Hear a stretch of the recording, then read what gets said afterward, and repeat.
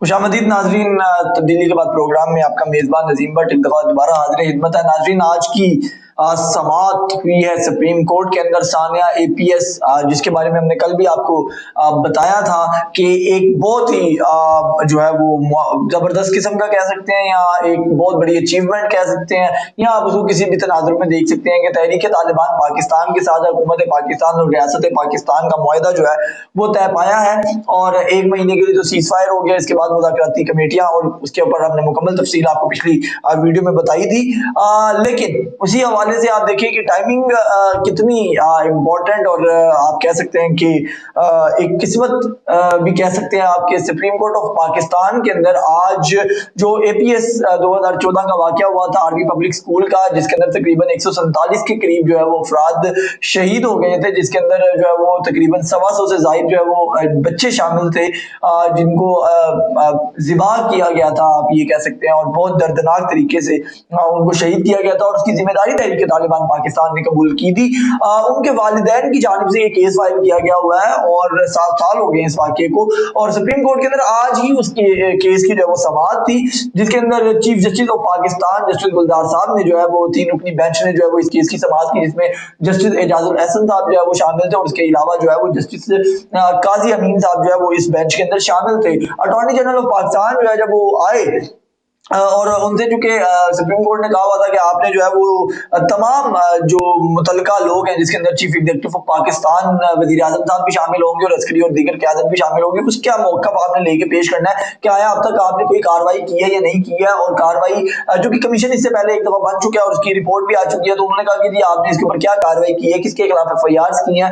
चूंकि तहरीक तालिबान पाकिस्तान तो ठीक है, उसने तो हमला किया, लेकिन ये एक सिक्योरिटी लैप्स था, आपकी एजेंसी को क्यों नहीं पता लगा, और वो बड़े जबरदस्त किस्म के, मैं तो कहूंगा कि रिमार्क्स जस्टिस काजी अमीन साहब ने दी, और उन्होंने ये कहा कि क्या हम एक दफा दोबारा सरेंडर डॉक्यूमेंट साइन करने जा रहे हैं। आप कह रहे हैं कि तहरीक तालिबान पाकिस्तान से हम टेबल के ऊपर मुज़ाकरात करेंगे।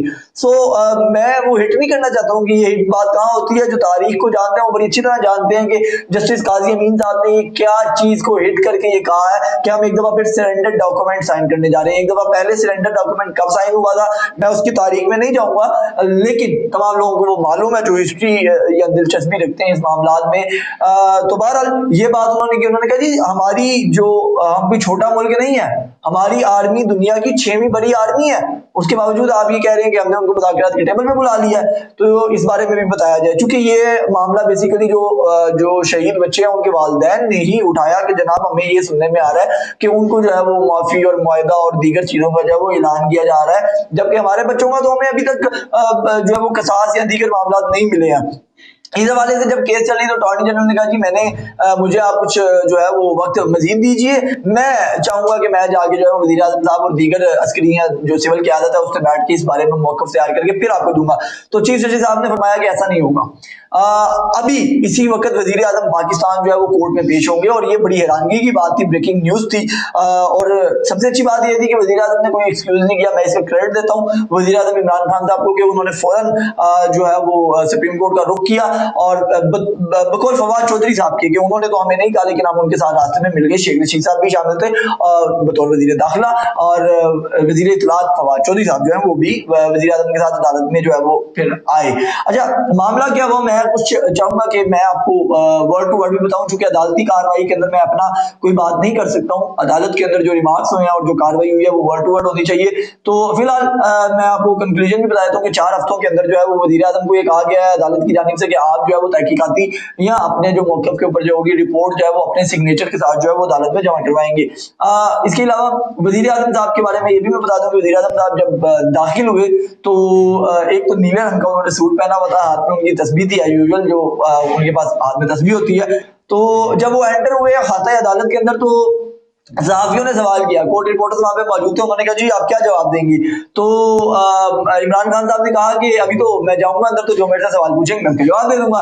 आगे बड़ी इंटरेस्टिंग चीज थी कि उन्होंने कहा कि अंदर तो ये रिमार्क्स और अंदर तो ये बातें हो रही हैं कि आर्मी चीफ और दीगर अस्करी क़यादत या दीगर लोगों के ऊपर जो है वो FIR काटी जाए इसकी, क्योंकि ये सिक्योरिटी लैब्स था। क्योंकि हमारे मोअज़्ज़िज़ जज साहिबान जो हैं उन्होंने ये रिमार्क्स दिए कि इतनी बड़ी इंटेलिजेंस है, उसके ऊपर इतना पैसा उठते हैं, उनको क्यों नहीं पता लगा। ये उनके रिमार्क्स से कुछ इस तरह के, मैं आपको आगे वर्ड टू वर्ड भी बताऊंगा। सबसे पहले मैं ये चाहूंगा कि आप ये वीडियो देखें। इमरान खान साहब जब खाते अदालत में दाखिल हुए तो साफी उन्होंने क्या सवाल किया, पहले सवाल के जवाब उन्होंने बड़ा खुद एतमादी से दिया कि अभी तो मैं अंदर जा रहा हूँ, सवाल पूछेंगे तो मैं सवाल का जवाब दे दूंगा।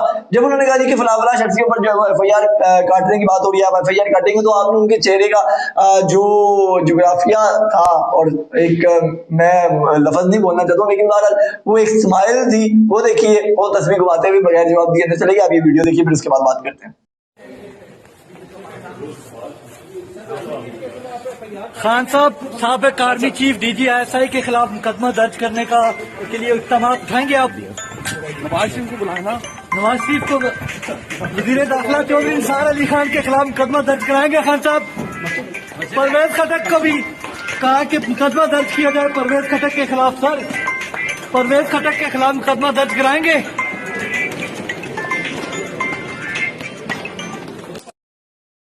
जी नाज़रीन, तो ये जिस तरह आपने ये वीडियो देखी है कि वज़ीर आज़म साहब ने किस तरह उस मामले को जो है वो किया। बहरहाल मैं अब चलता हूँ समात के ऊपर की। गुज़िश्ता समात पर दुरहाल गुजारों ने मौक़िफ़ इख्तियार किया था कि APS हमले में हमने अपने बच्चे खो दिए, लिहाजा केस की FIR दर्ज की जाए और मामले की तहकीकात करके मुल्ज़िमान को करार वाक़ई सजा दी जाए। अदालत ने अटॉर्नी जनरल पाकिस्तान को हुक्म दिया के मामले की तहकीकात मुकम्मल करके अदालत को आगाह किया जाए। ये पिछली समात का अहवाल है। अच्छा, अब जो है वो अटॉर्नी जनरल ने जब मौक़िफ़ जो इख्तियार किया, आज वो कहते हैं कि ये सिक्योरिटी लैप्स था, ये अदालत ने कहा। उसके बाद अटॉर्नी जनरल कहते हैं हम अपनी गलतियां तस्लीम करते हैं, मैं बेजा, क्योंकि अटॉर्नी जनरल जो होता है वो बेसिकली पाकिस्तान की रियासत का और गवर्नमेंट का जो होता है वो नुमाइंदे के तौर पे पेश होता है। तो अटॉर्नी जनरल साहब ने भी यहाँ पे बड़े अच्छे जो है वो बात की और अपने दलाइल दिए। उन्होंने कहा मैं किसी की बेजा सपोर्ट नहीं करूंगा, और अगर मुझे ऐसा कोई प्रेशर हुआ तो मैं अपनी सीट छोड़ दूंगा, लेकिन मैं इस तरह के केस में इस तरह का काम कभी भी नहीं करूंगा। जस्टिस एजाजुल एहसन ने रिमार्क्स दिए कि ऑपरेशन दरबे अदब जारी था और इसके रद्द-ए-अमल में यह वाकया पेश आया था। हमारे हुकूमती इदारों को इस हवाले से ठोस इकदाम करने चाहिए थे। APS का वाकया सिक्योरिटी की नाकामी था। केस में रह जाने वाली हालात से मुतालिक आपको आगाह करने को कहा गया था।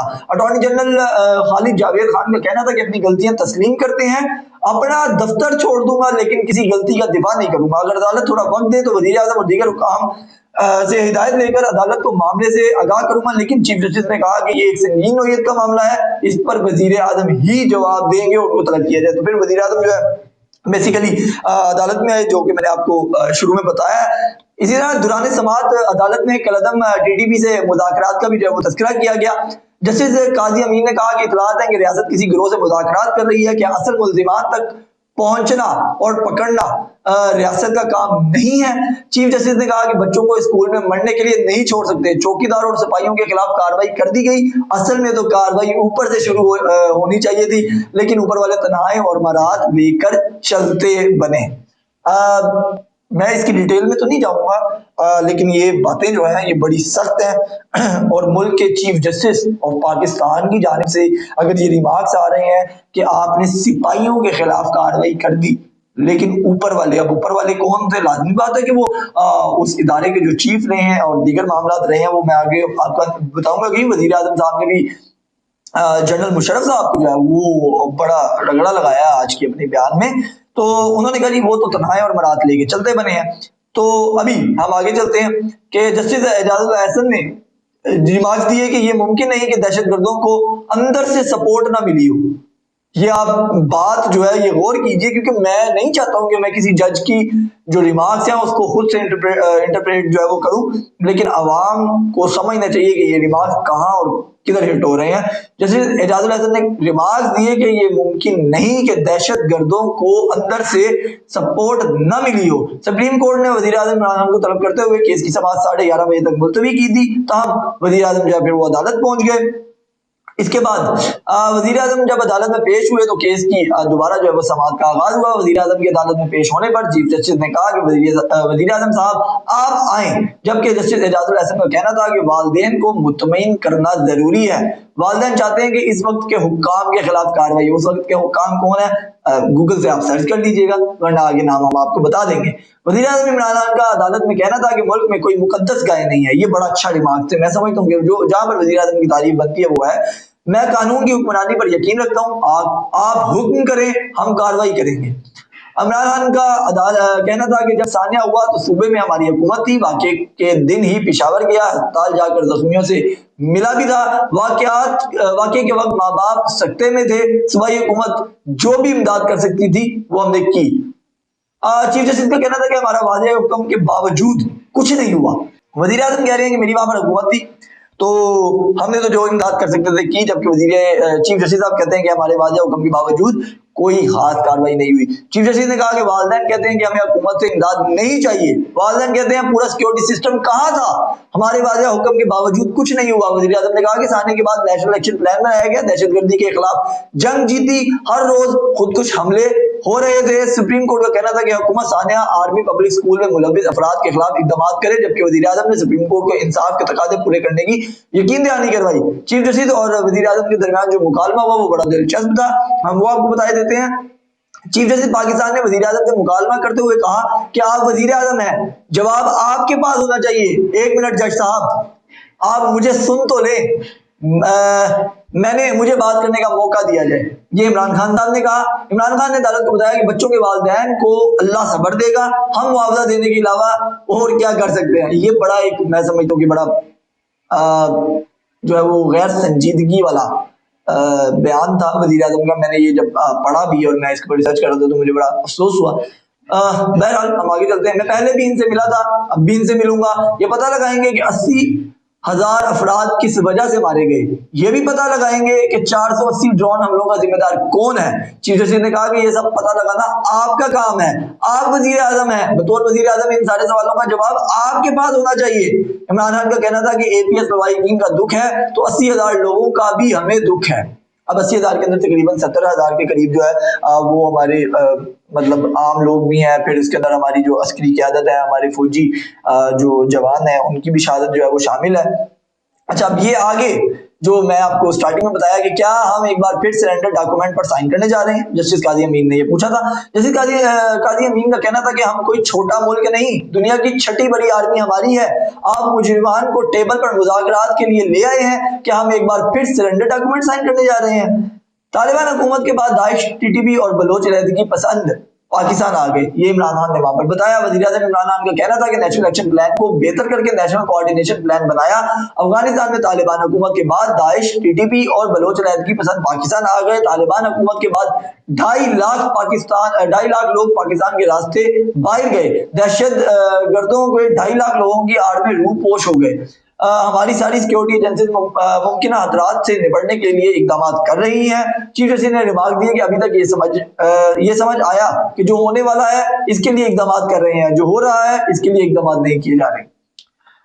मैं बार बार आपको कहूंगा कि रिमार्क्स किसी मेरे यहाँ आप जैसे या किसी और ब्यूरोक्रेट की तरफ से नहीं आ रहे हैं, ये चीफ जस्टिस ऑफ पाकिस्तान के रिमार्क्स हैं। और अगर सुप्रीम कोर्ट ऑफ पाकिस्तान और मुल्क के एक आप कह लीजिए सतून है और एक अहम शख्सियत है, अगर 3 बड़ी शख्सियत निकाली जाए तो उनमें से एक है चीफ जस्टिस ऑफ पाकिस्तान, अगर वो ये समझते हैं कि जो हो रहा है उसके लिए कोई कार्रवाई नहीं की जा रही तो ये कोई गैर संजीदा जो है वो बात नहीं है, बल्कि बहुत संजीदगी से देखने वाली बात है। इमरान का कहना था कि हमें समझना होगा कि अफगान सूरत हाल की वजह से खतरात हैं, जिस पर जस्टिस एजाजुल एहसन ने कहा कि हम समझते हैं कि मसाइल मौजूद हैं, हमने आपको लोगों के नाम दिए। अटॉर्नी जनरल से कहा कि आला सतही कमेटी से पूछें कि इन नामों का क्या होना है। हम आपसे यकीन दहानी चाहते हैं कि आप कार्रवाई करेंगे, चाहते हैं कि शोहरा के वालिदैन को तसल्ली हो कि अदालतें और हुकूमत सानिया APS को नहीं भूले। याद रखिए कि सानिया APS 16 दिसंबर को पेश आया था और अगला महीना दिसंबर का है। सुप्रीम कोर्ट ने हुकूमत को वालिदैन का, ये मैं बता दूं कि ये जो है ये जो जुमला मैंने भी बोला है कि ये मत भूलेंगे अगला महीना ना, ये मेरा जाती है, ये लिखा नहीं हुआ है और ये रिमार्क्स में शामिल नहीं है। सुप्रीम कोर्ट ने हुकूमत को वालिदैन का मौक़िफ़ लेकर कार्रवाई करने का हुक्म देते हुए सानिया आर्मी पब्लिक स्कूल अज़हुद नोटिस केस की समाअत 4 हफ्ते के लिए मुलतवी कर दी। सुप्रीम कोर्ट ने हुकूमत को 20 अक्टूबर के हुक्मनामे पर भी अमल दरामद की जो है वो हिदायत कर दी है। तो ये नाजरीन आज की बड़ी अहम तरीन कार्रवाई जो है वो हमें देखने में सामने आई है कि अदालत ने ना सिर्फ सिविल गवर्नमेंट पर बल्कि दीगर इदारों पर भी ये कहा है कि हमें उनके काम के ऊपर जो है वो थोड़े बहुत तहफ़्फ़ुज़ात हैं कि आपने अभी तक काम नहीं किए हैं। और उस वक़्त के जो लोग, जो वालिदैन हैं, जो जिनके बच्चे शहीद हुए, क्योंकि उसके अंदर मेजॉरिटी जो है वो आर्मी अफ़सरानगी या आर्मी के लोगों की है, जिनके जो है वो बच्चे वहाँ पर शहीद हुए थे, क्योंकि आर्मी पब्लिक स्कूल था, और उन्हीं के वालिदैन ने ये केसेस जो है ये फाइल किए हुए हैं। और वही कह रहे हैं कि उस वक़्त की सिक्योरिटी के अंदर जितने भी लोग मौजूद थे उनके खिलाफ FIR कटें, उनको सजा मिले। और एक बयान मैं दोबारा दोहराना चाहूंगा जो कि चीफ जस्टिस साहब ने फरमाया कि कार्रवाई सिपाहियों के खिलाफ तो कर दी गई, लेकिन जो आला सतर के, सदा के और ऊपर के लोग बैठे हुए थे वो मराहत और तनहाइयां लेकर चलते बने। तो ये कोई छोटा रिमार्क्स नहीं है। फिर जस्टिस जो काजी अमीन साहब हैं, उन्होंने ये जो बात की है, मैं ये तीसरी दफा अपनी वीडियो में दोहरा रहा हूँ कि क्या हम सरेंडर डॉक्यूमेंट साइन कर रहे हैं। ये कोई छोटी बातें नहीं है, ये बहुत इंपॉर्टेंट बातें हैं। इसके ऊपर हुकूमत, अब हम कोई इसके ऊपर तजिया नहीं दे सकते, क्योंकि ये अदालती कार्रवाई है, और अदालती कार्रवाई के ऊपर आप अदालती फैसले पर तनकीद या उसके खिलाफ राय तो रख सकते हैं, लेकिन अभी जब अदालत में केस लगा हो तो हम उसके बारे में कोई अपनी जाती राय नहीं दे सकते। लेकिन वर्ड टू वर्ड बताना मेरा काम था कि मैं आपको बताऊं कि इस वक्त आज चला क्या है पूरे दिन में। और सबसे अहम तरीन चीज ये पेशरफ जो है वो हुई है। 1 महीने का टाइम है, 1 महीने बाद क्या रिपोर्ट पेश करते हैं वजीर आजम साहब, क्या उससे सुप्रीम कोर्ट मुतमईन होती है या नहीं होती है, क्या चीफ जस्टिस साहब कोई नया ऑर्डर देते हैं या नहीं देते हैं। चूंकि वजीर आजम साहब का ये कहना है कि आप ऑर्डर करें, हम एक्शन लेंगे, तो चीफ जस्टिस साहब कोई भी ऑर्डर दे सकते हैं। किन किन के खिलाफ FIR हो सकती हैं ये तो वक्त बताएगा, लेकिन फिलहाल के लिए मुझे इजाजत दीजिए। मजीद इस तरह की संजीदा डिबेट्स और जो पेशरफ्त होगी इस मुल्क के अंदर वो हम आपको आगाह करेंगे। देखते रहिए तब्दीली के बाद प्रोग्राम और नेशनल टीवी अजीम भट्ट के साथ। खुदा हाफिज।